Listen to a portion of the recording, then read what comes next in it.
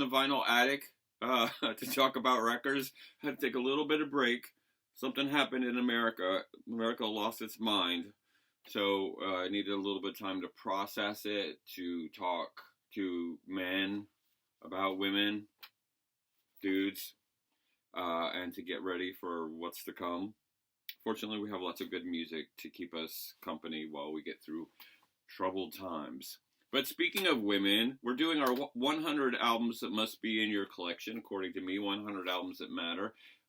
And we're now in our second half of that count through. We're at number 51, and we should be talking about women this week. So we're going to talk about one of my favorite records by women, the Bangles debut album on Columbia Records, All Over the Place. Comes out in May 1984.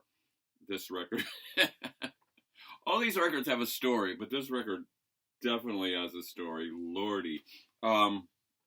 The Bangles were part of something that we're going to talk a little bit about today, and we'll talk more about in future albums. There's a scene that's sort of happening in L.A. in the early 80s called the Paisley Underground, which is, it was named so by one of the members of the 3 O'Clock, another great band. There were so many great bands that were coming out, and these bands were kind of post-punk, there's that term again, and rediscovering the joy of the mid-60s. And by the joy of the mid-60s, I mean Beatles Revolver era, the Byrds, Laurel Canyon, the jangly pop of the mid-60s, and sort of the band that did it best and was most successful were the Bangles, these four young women. In 1982, they had an EP out, and that's the EP, and was, there was a little bit of a buzz.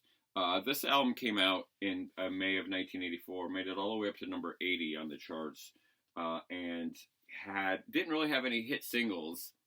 Had a single, but was starting to get a little bit of the underground LA scene onto MTV. Part of it, we always fetishize women, so women playing guitars gets a little bit of attention sometimes for the wrong reasons. And these women were really important.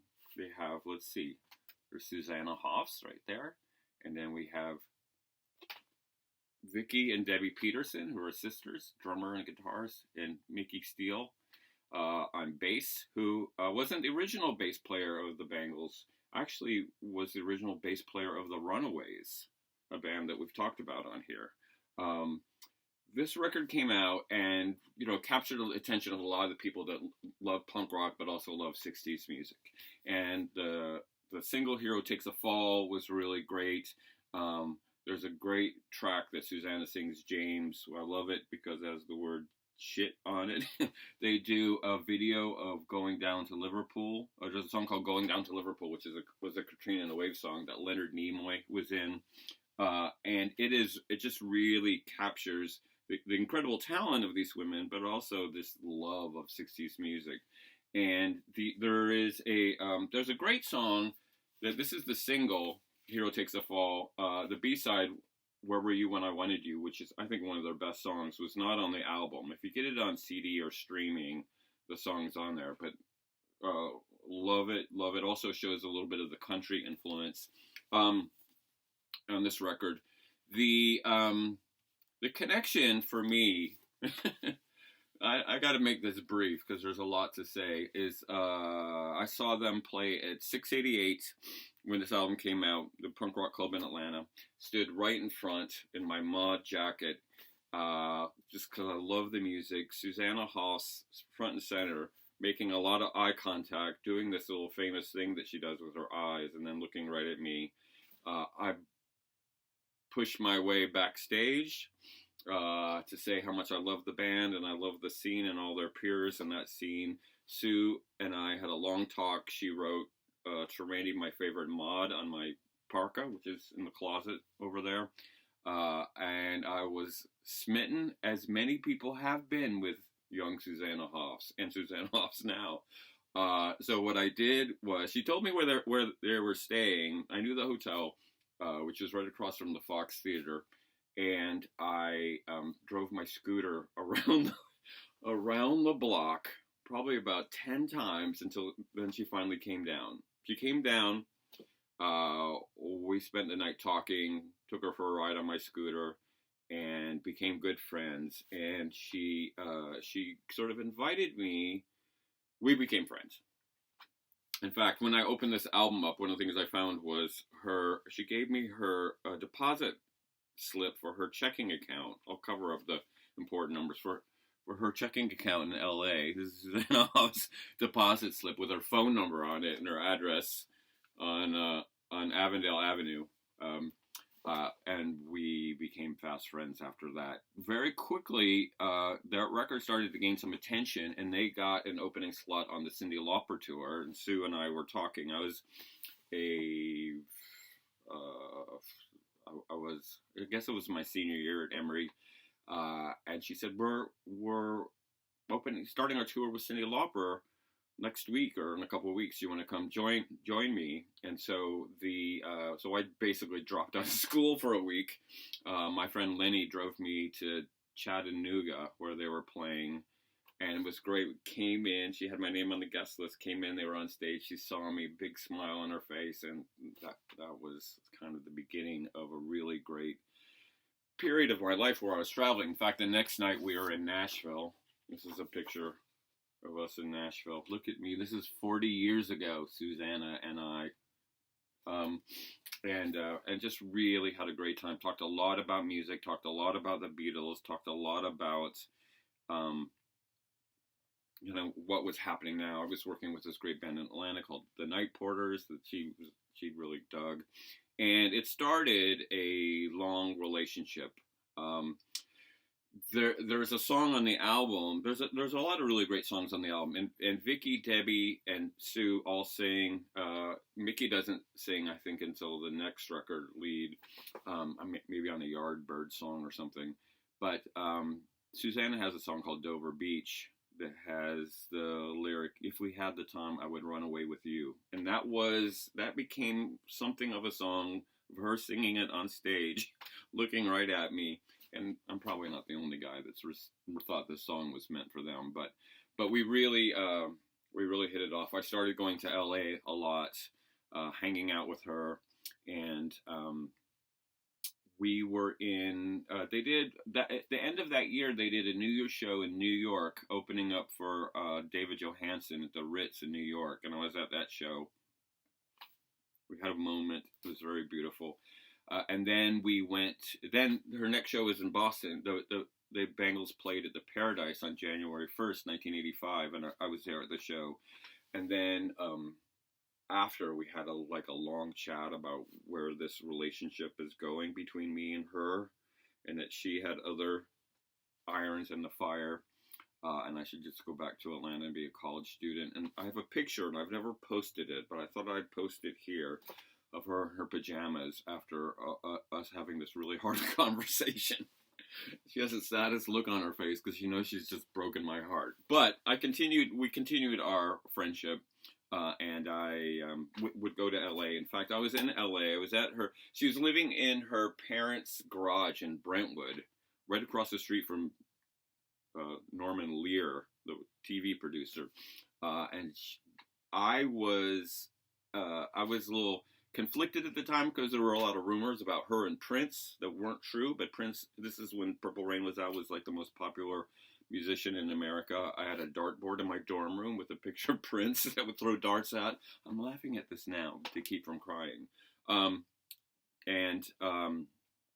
She said, "Randy, I need you to hear something. I just got this." And she pulled out of an envelope a cassette that had been sent to her by Prince. And I was like, "Oh, I hate this guy." And she said, "I'm going to play it for you.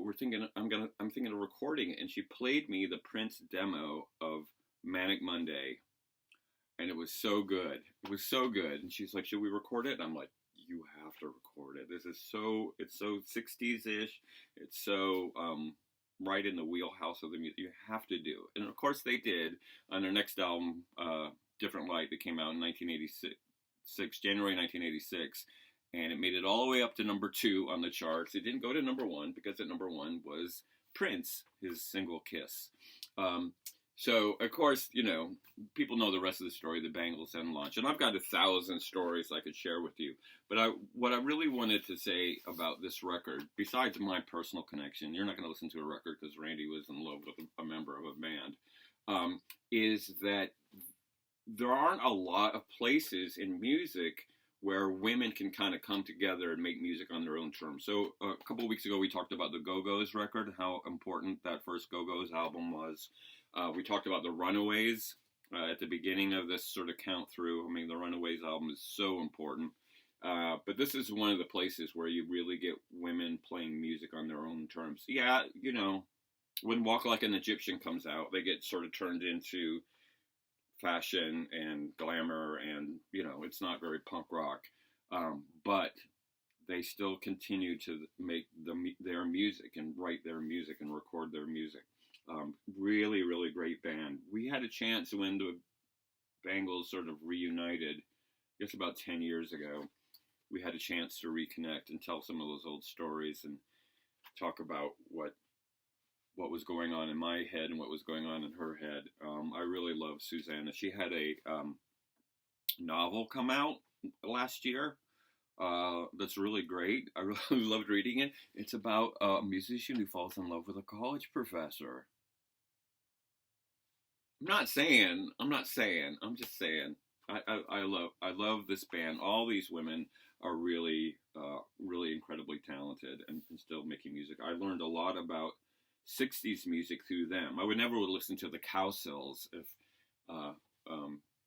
the members of the band hadn't told me I need to listen to the Cowsills. I mean, we were just constantly talking about music. In fact, when we were in Nashville on this trip, Sue and I were wandering around on Broadway in Nashville with my friend Tim from Driving and Crying, and we were at Ernest Tubbs record store, and we were at the diner, and then we wandered into a honky-tonk in the middle of the day, and they said, "Are you guys musicians, or is the band playing like at noon?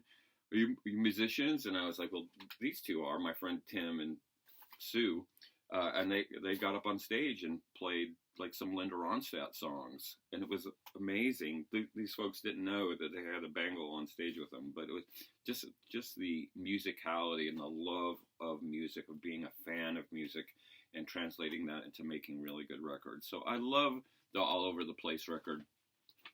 Besides the fact that it almost derailed. In fact, here's one more quick story. I applied for graduate school at UCLA because I was finishing up my degree at Emory to go to LA so I could live and be with Susanna Hoffs. I got into UCLA, but it turns out that we were better off as just friends. In fact, I was out at a party with her, Spock, who recently passed away's house in the Valley, with my new girlfriend, Starla, and Sue was making a movie called The All-Nighter and asked Starla if she wanted to be in her movie. And I'm like, my life is too weird. My life is too weird.